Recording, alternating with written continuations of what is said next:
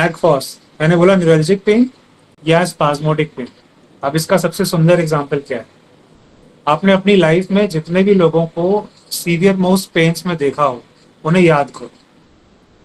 और जैसे डिस्मेनोरिया है फॉर एग्जांपल, डिस्मेनोरिया 10-20 पैसा अधिकतर लोगों को होता है। एब्सोल्युटली पेनलेस मेंसेस थोड़ा कम परसेंटेज में होता है। कुछ लोग होते हैं जो चल फिर नहीं सकते, ये हो गया स्पाज्म। इससे भी आगे ले जाइए, स्पाज्मोटिक पेन और कौन कौन से होंगे? कॉलिक होगा, और क्या क्या होगा? एक शब्द देखिए लिखा गया है फ्रेंजी। मैकपॉस के लिए एक शब्द लिखा गया है फ्रेंजी। फ्रेंजी हम लोग पहले भी पढ़ चुके हैं ग्रामेटिक में। See along the nerve pain, neuralgic pain, बिल्कुल सही, इसमें कोई गलत नहीं है। और आपको अधिकतर ये टूथेक में मिलता है, बैकफॉस में है, डेफिनेटली है, कार में भी है, और इन दो रेमेडीज में ज्यादा है। इसके अलावा न्यूरल्जिक पेन आपको मिलेगा जितने शियाटिका के पेन है। इवन समटाइम्स जब स्टोन्स फंसते हैं लोअर पार्ट ऑफ ब्लैडर में, यूरेटर में आते हैं, नीचे आते हैं, कई बार उनके पेन्स का नेचर ऐसा ही होता है। स्लिप डिस्क में जो पेन होता है वो न्यूरल्जिक पेन, स्लिप डिस्क का पेन, जिसमें पेशेंट बिल्कुल along the course of nerve pain बताता है। और जितने भी इस तरह के और भी एग्जांपल्स हो सकते हैं, ये न्यूरल्जिक में आते हैं। पर मैकफॉस न्यूरल्जिक और स्पाज्मोटिक पेन में सबसे +4 नंबर की इंटेंसिटी पैदा करने वाली मेडिसिन में से एक है, जैसे कोलोसेंथ है। अब डॉक्टर कैंट देखिए एक लाइन लिखते हैं कि पेशेंट में बिकम फ्रैंटिक, फ्रैंटिक, FRANTIC। मैं आपको एक एग्जांपल दिखाता हूँ, एक सिम्टम का दिखाता हूँ। देखो अगर ये इसमें मैंने डाला हो तो एक रूब्रिक है, देखो मैं आप लोग को दिखाने की कोशिश करता हूँ, अगर वो मिल जाए तो। मेरा स्क्रीन विजिबल होगा?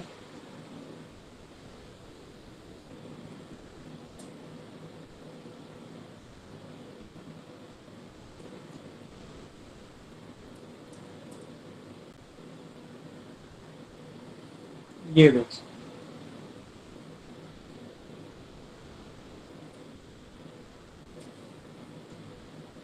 ये विजिबल है rubric. Delusion he must die with the pain in right leg.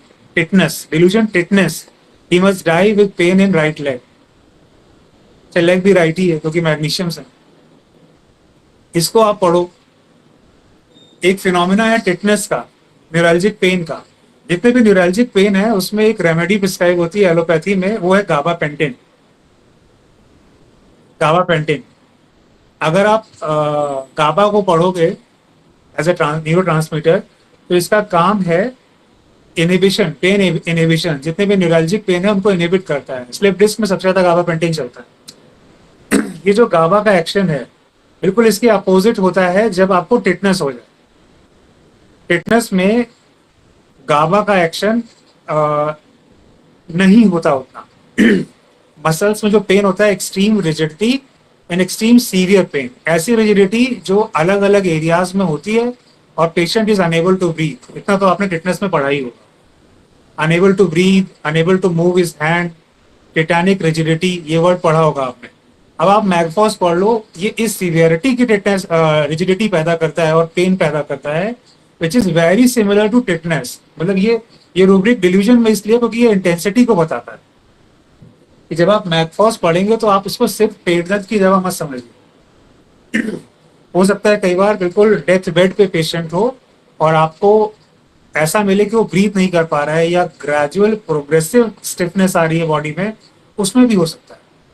तो अगर मैं स्पाज्म बोल रहा हूँ तो स्पाज्म सिर्फ डिस्मेनोरिया नहीं है, डिस्मेनोरिया भी है, कॉलिक भी है, और भी चीजों में आएगा, पर उसमें से एक ये भी है।